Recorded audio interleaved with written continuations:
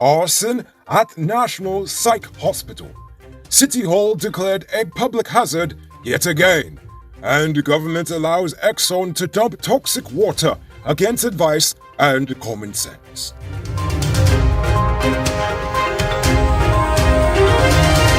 I am Noriko Bulford, and welcome to tonight's edition of Uncut News. Before we begin, do you have something important you want to leak without revealing your identity? Send us a tip on WhatsApp at 592-659-6151. The Health Ministry has opened an investigation into the fire that occurred at the National Psychiatric Hospital on Saturday night. The fire injured several patients, displaced others, and allowed for the escape of over 9 patients from the facility. All but 2 of the escapees have been captured. According to the police, the fire was started after a fight between 3 men in one of the wards, which housed 31 patients. 11 others who received burns were admitted to the New Amsterdam hospital and are in a stable condition.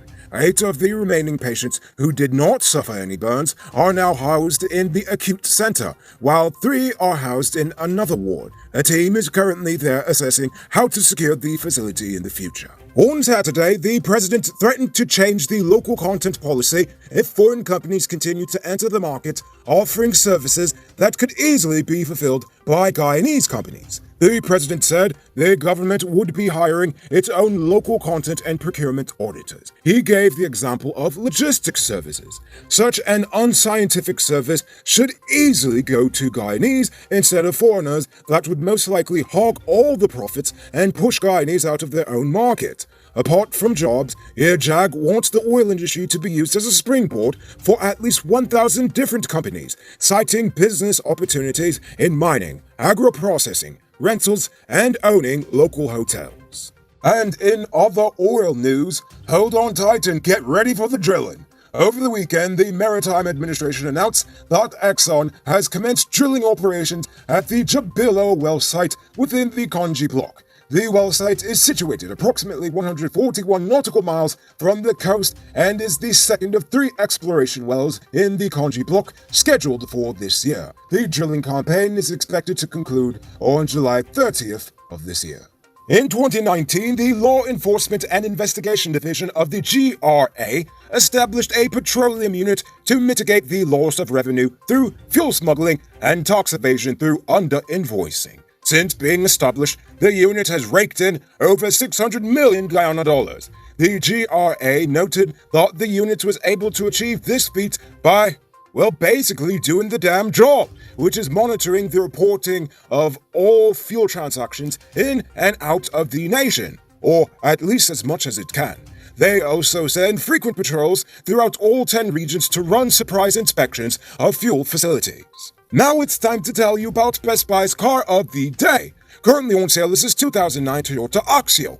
It comes with mug rims, new tires, DVD stereo, reverse camera, and much more. Buy cash for $2.7 million, or paid down as low as $540,000 with around $61,000 monthly for 4 years, and it is yours. Call or WhatsApp 662-0844 for more info, or visit their showrooms at Lot 171 Peter Rowe Street, Queenstown, or Lot 2 Lamar Street, and tell them Noriko sent you for this sweet deal. For the second time in less than a decade, the Guyana Fire Service has condemned the Georgetown City Hall building and deemed it a public hazard following an inspection done on last Thursday. The fire service had previously condemned the building in 2016, even while the City Hall administration continued to occupy it. In fact, one civil engineer estimated that City Hall has another 5 years before it collapses. Now, he said that nearly 4 years ago, by the way. The mayor intends to engage with several stakeholders on that matter. A 3-vehicle accident on the Linden-Tuesdijk Highway last night killed 1 person and seriously injured 4 others. The dead man was identified as 48-year-old bus driver Mark Alt, while Lyndon La Maison, Julian Elliott, Akimo Elliott, and Candice Gordon were hospitalized. According to police, Alt was driving his minibus when the hire car driven by La Maison ended up in his path.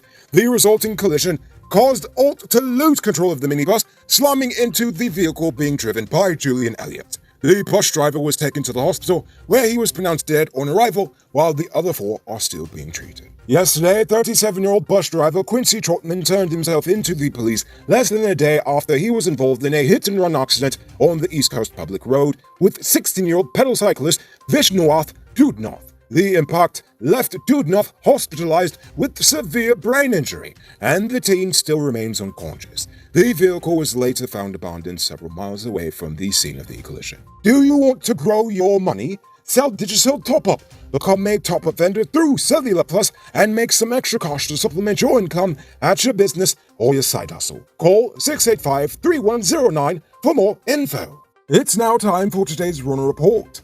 Today, the nation recorded 53 new cases. There are now 411 persons dead, 17 persons in the ICU, and 1,675 persons in home isolation. The total number of confirmed cases around the nation now stands at 17,718. So, please, people, wash your hands frequently. Avoid touching your nose and mouth and mask up before you leave the house.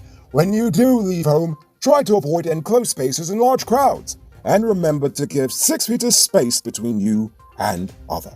The police have arrested 2 brothers in Berbice accused of breaking into A&S store in Rose Hall and stealing over $5 million in electronics.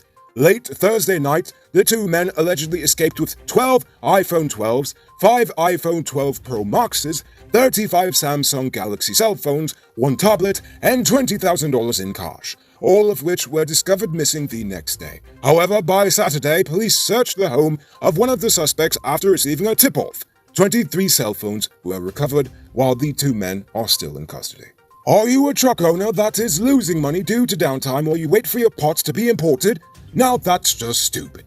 Truck parts are already in Guyana at Powered Automotive Truck Spares and Engine Parts. They stock spares for DAF, Bedford TM, International Freightliners, and Cummins engines. Check them out at 1161 EE Eccles or WhatsApp them at 697-0171. Tell them the Rico sent you and get a discount. Kanu is currently searching for the man who they believe was the mastermind behind a recent 1.5 kilogram shipment of cocaine that was intercepted at the airport last week. The cops are looking for Warren Stuffle, aka Warren Baker, of 3 Audrey Parker Road, South Rumfeld. Kanu said they would like to question him about the 1.5 kilograms of the Colombian baby powder that was found in the suitcase of Adeyemi Hines last week. Hines has since pleaded not guilty to the charge. And now for our stupid news of the day. Drilling for oil is far more complex than just shoving a pipe down a hole and out comes the oil. Oil producers inject highly pressurized jets of water into the wells in order to push the wonderful dinosaur juice all the way up to the surface to be used in our cars and all the other things in life. Unfortunately, the used water becomes an oily, hazardous fluid that is toxic to marine life. So instead of dumping it overboard, an operation would usually retain that water to re-inject it into a fresh well. So, guess what Exxon is planning on doing offshore Guyana? If you say disposing of the waste in a safe and environmentally responsible manner, then you clearly haven't been paying attention. I mean, seriously.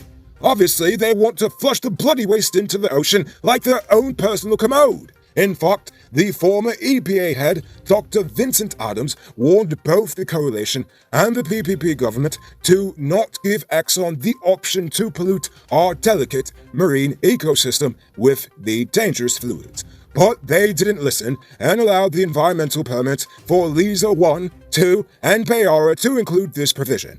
Now, with Exxon currently awaiting the approval of the Yellowtail project, Adams is hoping that the PPP will finally heed his advice and not allow Exxon to use cost as an excuse to pollute, as they have basically given no other reason whatsoever as to why they should be allowed to dump their waste all willy-nilly. Since last year, the EPA demanded that Exxon give a reason as to why they shouldn't re-inject the wastewater back into the wells. But since the EPA let go of Alexander, nothing further on the status of this study has been revealed.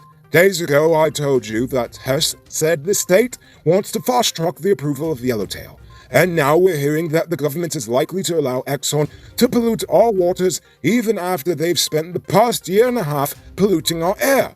we have not reached our second anniversary of becoming Oil Anna, and already we have seemingly lost the balance between economic growth of the oil sector and environmental responsibility, all in the name of selling out for foreign businesses. Unfortunately, you'd never know just how sold out the media is to them, as the only ones who are actually reporting on the oil industry really is Guyana News, which is a problem, for two reasons. One, because it's Guyana, and two, because it's Guyana.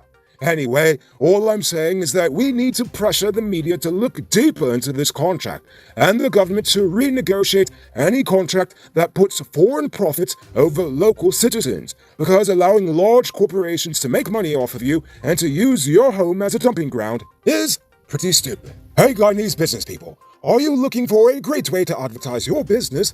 Search no more. Join one of the fastest growing business directories in Guyana. Register your business on snap.gy and get access to more eyeballs. And wait for the best part, it's absolutely free. Get your business listed today on snap.gy.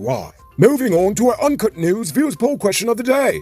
Every day we pose a question about current events in the nation, the region, the diaspora, and how you feel it relates to us. So you give your responses in the comments, and we'll read the best ones in the following episode. Friday's question was, what should the government and private sector do to alleviate the youth housing crisis? Julian Humphreys says, I think the Ministry of Housing should build low-income homes for Guyanese and then let the people sign to an agreement stating that X amount would have to be paid per month at a low interest rate until you've paid it off. Roger Wilson said the government should offer a 60-40% program for first-time homeowners, single mothers, and frontline workers. After one term in office, the president or minister can build a house where a normal man or woman has to work 30 years to repay a mortgage. And Adrian Walton said, affordable housing is a problem all over the world, and it calls for a multi-pronged approach. Governments can partner with the private sector and build low-cost houses like starter homes and rent-to-own homes, and provide low-interest loans for first-time homeowners.